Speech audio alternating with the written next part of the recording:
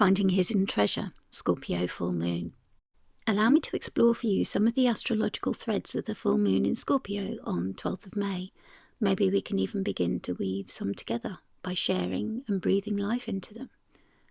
Welcome to Celestia Astrology. I'm your host Sonia, and if you enjoy this and would like to see more, please do remember to like, share, subscribe wherever you're watching this, as it really helps a small channel and means that you'll always be notified when there's new uploads for you to enjoy, and it's free to do so it honours the energy exchange between us. This is a full moon that plunges us into deep, dark and still waters and shines a reflective light on the secrets held within. The moon is in its full here, a place of emotional intensity, secrecy and desire. In the fixed yin or feminine water sign of Scorpio, the moon navigates shadowy terrain where feelings run deep and transformation arises through the cycles of death and rebirth. Picture dark caves, or maybe you prefer hot springs, the secrets held within murky swamp water, or the soggy ashes after the fire. This is the spirit realm of the serpent, the compost heap, the scorpion and the phoenix. It is ruled by Mars, but here we are offered a battle-weary side of the dusty warrior planet. This is the watery moat trench, or the hot bath easing aching muscles, where reflection allows old identities to dissolve and obsessions to rot and transform into fertile soil. Scorpio is a fixed water sign, deeply yin, still and subterranean. This is water that doesn't move quickly. It stews, it seeps, it remembers. The fixed quality gives it endurance, the feminine nature gives it receptivity, and the Mars rulership gives it resolve and the ability to transform. These waters do not flow around obstacles, they are more likely to dissolve them. They hold grief, passion, memory and metamorphosis. When the moon is full here, emotions can crest with intensity. The past rises unbidden. Secrets resurface. Scorpio teaches us how to contain power, hold pain with dignity, and alchemize endings into thresholds. The Scorpio full moon is placed in Decan 3, a place of emotional saturation, longing, and profound letting go. This is the last and complex decan of Scorpio, co-ruled by Venus and the moon, two soft, yin and reflective inner planets of the night, attempting to soothe and shape the waters of Mars's domain. The mood is nostalgic, dreamlike and infused with longing. It can also turn to a harsh side as well, just like the sweetest lover who suddenly ghosts you. Old desires may refuse to die quietly and could come up unexpectedly for re-examination. It is here we are asked to honestly confront our unfulfilled desires, unrequited loves, our obsessions, and our illusions of control. The brave may choose, if we're willing, to surrender to the transformation that awaits. The moon is in full in Scorpio, depressed, discomforted, vulnerable, far from her exaltation where the sun shines in Taurus. This lunar placement is often emotionally raw, exposing buried patterns and the desire to cling. Yet from this depth a power can arise. The only path for the moon now is to rise up. But how? Mars, ruler of Scorpio, watches on from solar Leo, squaring both the sun and moon. This adds heat, friction, and a demand for courage. It asks us to find our authenticity and offers a call to action. Maybe you have the feeling of being watched by your own higher self, calling you to make the brave choice, not the familiar one. This full moon is part of a lunar gestational cycle, or moon family. These are a pattern that unfolds over 27 months, or just over 2 years, punctuated by key lunation phases in the same degree of the zodiac. These moon families mark developmental arcs, longer stories that build over time. They begin with a seed of intention or insight at the new moon, find their first visibility 9 months later, maybe asking for some adjustment or changes, reach full clarity and culmination after 18 months, and resolve or integrate after 27 months, when we then move into a time of release, reflection and preparation for the next cycle. This method is introduced and outlined more fully by Dietrich Pessin in Lunar Shadows 3. This full moon's lunar family began with the Scorpio new moon on 13th of November 2023 at 20 degrees of Scorpio. That seed moment may have carried themes of emotional intensity, obsession, hidden truths, or regenerative healing. The first visible sprouts of growth came at the first quarter moon on 12th of August 2024, when something asked to be acted upon or a course corrected. This full moon on 12th of May 2025 brings that story into full bloom, and its culmination and last adjustments begin at the last quarter moon on 9th of February 2026, when it begins to be time to review what to release and what to carry forward into the next cycle. So those degrees are the new moon on the 13th of November 2023 at 20 degrees of Scorpio, the first quarter on the 12th of August 2024 at 20 degrees of Scorpio, the full moon on the 12th of May 2025 at 22 degrees of Scorpio, and the last quarter on the 9th of February 2026 at 20 degrees of Scorpio. What has been composting in your psyche since November 2023? What obsessions, desires, or hidden truths are now reaching peak visibility? What must be released so that something deeper can be reborn? If you have placements, that's moon, sun, or ascendant, or any of your angles near 17 to 24 degrees of Scorpio, Taurus, Leo, or Aquarius, this full moon may mark a significant illumination or time of realization, reckoning, or insight into your journey through grief, healing, release, intimacy, and self-trust. An astrologer or astro coach can help you explore further. This full moon lands in the third decan of Scorpio, a place ancient astrologers knew as both treacherous and transformative. Ruled by Venus and the moon, Scorpio 3 is where desire, memory, and emotion become entangled in obsessions, unfulfilled fantasies, and the painful process of letting go. This is the decan Austin Coppock named the Crow, the bird who picks through bones and shiny objects, deciphering meaning from the remnants. It is where we might scavenge the past and repurpose loss into wisdom. A bird of deep memory and transformation. Crows will remember. Crows mourn. Crows collect the shiny fragments of life. They are scavengers and seers, bringing life and death, the known and the unknown. Austin Coppock writes that this decan contains a formula of liberation. For if we were not capable of laying our desires to rest, returning them to pure energy, we would be enchained forever, prisoners of what we once held dear. Kira Ryberg captures the emotional texture of this decan through the lens of nostalgia, memory, and the haunting pull of what once was or might have been. It's a decan of longing, both poetic and painful. There is an ache for something lost, something imagined, something that once was or what we think could have been. It matters then what we choose to do with these emotions. What will Mars choose to sustain? The Wild Way Oracle card for this lunation is called Transformation, showing the mythic image of the cormorant. The card shows the bird emerging from the water, head up and wings outstretched. The sun, which isn't visible, has broken through the grey, cloudy sky and is bathing the bird in its rays. We see a full mirror image reflection of the bird in the water. The card offers keywords to help and guide us at this time. Unfulfilled desires, loss and decay, decomposition. This is an excerpt from the Wild Way Oracle book by Nicola Allen. Cormorant is possessed by obsession. He dives to depths uncharted, but returns to the surface with barely a sardine. As he slowly dries out his wings, he wonders what could have been. Though instead of grasping onto this, he releases the hungry ghosts and is transformed. A defeated and bedraggled seabird turns into a creature who is both wistful and wise. He can try fishing in a different spot tomorrow. Do you need to give up something that just cannot be? You are reminded that this often creates space for an alternative and much better option to emerge. It is time now to get clear on what we really want, what we may be holding on to that could be blocking it, and why. The tarot card correspondence for this decan is the Seven of Cups, a haunting vision of illusion, enchantment, and temptation.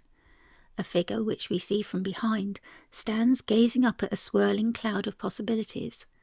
7 floating chalices, each containing a different dream, desire, or danger.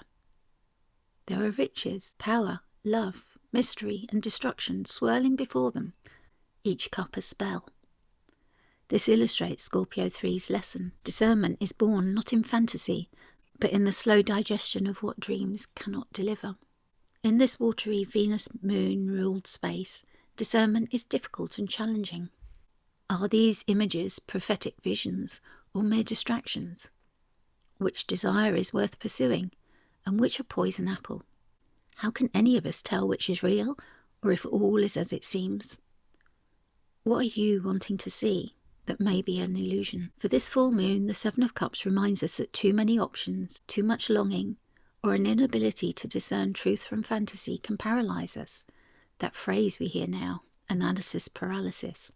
It speaks to the heartache of wanting what cannot be, how we can easily become attached to that dream and stop questioning it, so that we eventually lose sight of the real possibilities before us, and the wisdom that can come from choosing clarity over chaos and illusion.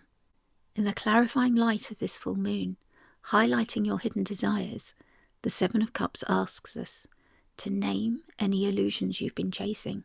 Ask, what has possessed your attention, dreams or heart? Is it true for you? Release any fixations. Reclaim your vision. Recalibrate. We cannot transform what we refuse to let go of, but if we can name the fantasy for what it is, we begin a process of realization.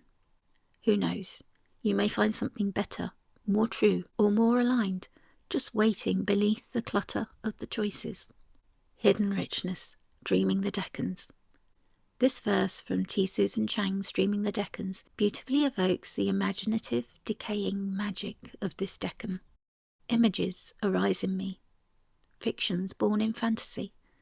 By some secret sorcery, what I imagine comes to be. Seeker, lost in endless dreaming, divine the truth within the seeming. Husks and remnants, dirty dregs, incubate my precious eggs. Find the richness in decay, hidden from the light of day. This illustrates how Scorpio 3 is the underworld of the water signs, containing psychic sediment, emotional remains, but also the hidden wealth buried in decay. The astrological conversation, a Martian trial. This full moon is complex and emotionally intense, as we might expect when the moon is in her fall in Scorpio. The moon here must work hard to rise up again from her place of greatest challenge. Her usual nurturing light becomes filtered through underground chthonic waters, slow, fixed, hidden, pressurized. She is uncomfortable, but facing her truths, and allowing that discomfort to inform her journey through the 3 decans. Finally allowing this transformation in the 3rd and final decan. I like to think she becomes re-empowered here to continue on her journey, where she nurtures and cares for us all, connecting with all the planets on her monthly trip around the zodiac. Temporarily, she is less able to tend to our needs, as she first needs to address her own, as all mothers must at times. Mars, the ruler of Scorpio, is in Leo, a fiery, regal and highly visible place, in contrast to the darker shade of Scorpio, in a square aspect to the full moon. This can show tension between inward turmoil or processing and outer expression, assertion and action. How can Mars protect our identity when we ourselves are in flux? The moon may wish to wallow, brood or grieve something old, while Mars asks that we act now, raising the temperature. Stay mindful of conflict born of unresolved emotional baggage. As always, even if you are not feeling this tension, stay aware that those around you may well be. Also forming during this lunation, the full moon is within a 4-degree opposition of Uranus and Algol, as the Taurus sun moves closer to a meeting with them. Uranus is known as the Great Awakener and may bring revelations, sudden or unexpected events, disruptions, breakthroughs, liberations or insights. Algol, one of the darkest and a binary, dual-natured fixed star, introduces themes of the dark goddess, offering protection and the creativity that arises from suffering, as well as metaphorically severing that which cannot remain. This full moon bears the scars and wisdom of recent struggle. What was an intense T-square during the last new moon in Taurus has now begun to separate, yet it leaves behind a signature of sustained tension. What remains now is a whole sign cross. The exact Moon-Sun opposition is held in counterbalance by the Mars-Pluto opposition, which, though separating, still exerts pressure. All 4 points fall across the fixed sign axis: Taurus, Leo, Scorpio and Aquarius. The fixed signs resist change, but have the potential to be the most transformed by it. Fixed signs sustain and prefer stability, yet here we face forces that refuse to leave things as they are. Mercury square Pluto will be perfecting within the hour from its co-presence with the Sun in Taurus. This may be a powerful connection, pushing secrets to the surface, bringing them into the visibility of our thoughts and words. Obsessions and fixations could intensify, especially around speech, thought and digital spaces. This is not light conversation. Rather, it's the dark mirror of self-honesty, where you have the opportunity to name what you've been avoiding and prepare to directly face all the truths therein. Jupiter square the nodes. This fated curiosity from Mercury-ruled Gemini challenges what we believe we know. It may introduce whispers or questions regarding the data you trust, soul contracts or pivotal insights around communication. What do we need to know, and what's just an illusion? It asks us to reassess our data, truth-seeking, and the role of information, technology and social media in shaping our destiny. There may be karmic, path-opening invitations or sudden shifts in belief or direction. The nodes are sextile and trine the luminaries, the Sun and the Moon. This adds a karmic hue to the moment. The full moon is not just cathartic, it carries alchemical potential. Trines may offer ease, as I recently learned in a workshop by Michelle Corbusier. They can also mean events that you have no control over. It is a time when we surrender to the fates. Scorpio 3, a devotional reflection. The cormorant of the Wild Way Oracle swims alone. Obsessed, he dives again and again for what he cannot have, but at some point he releases the hunger and the fixation on that favourite diving place. In that letting go, he transforms, not into something shiny or perfect, but into something wiser. What desire must you now lay to rest with this full moon? What illusion is ready to fall away, so that something more real may grow in its place? How can you release it lightly? Can you create your own watery ritual to symbolise the release? Maybe speak your story for one last time into a stick or a stone before casting it into flowing water maybe. Then allow it to be carried away, far from you. Let this full moon carry your grief, your ache, your old story down into the depths. It never gets a happier ending, no matter how many times you retell it or replay it in your head. And then rise lighter. Rise ready. Let the crow guide you through the decay to the potential treasure you may have buried and forgotten. Allow nostalgia to soften your heart, and rather than blind you to what must be laid to rest, become a gentle guide. The Scorpio full moon teaches that grief is not a failure, it's a threshold.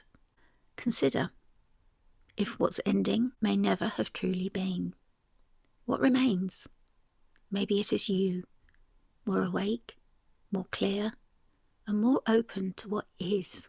And of course, tomorrow you can always try fishing in a different spot. Travel well, friends. If you're looking for an astrologer, and if you enjoy my style of astrology, I currently have space to take on new clients. If you would like a personal, individual astrology reading, I set a Reiki intention for every client before the reading. You can, of course, opt out of this if you prefer when you book at celestiaastrology.com. The guardian of your portal reading is still available by donation if you want to try a reading from a different perspective. Please do read about this style of reading before booking so that you know it is for you. If you prefer to go deeper and work with the moon cycles and the planets in your personal chart, then I also offer astro coaching. Please contact me through a message here or book at celestiaastrology.com. You can also become a paid subscriber to download my astro coaching workbook and access the archive of posts which guide you through it, working with the moons. Upgrade your level to join the astro coaching group and astrology Q&A, which is live every month. Please do leave a comment below. I would love to hear your thoughts, experiences or questions. And do leave an emoji of a crow if you too have released something or found some hidden treasure. Thank you.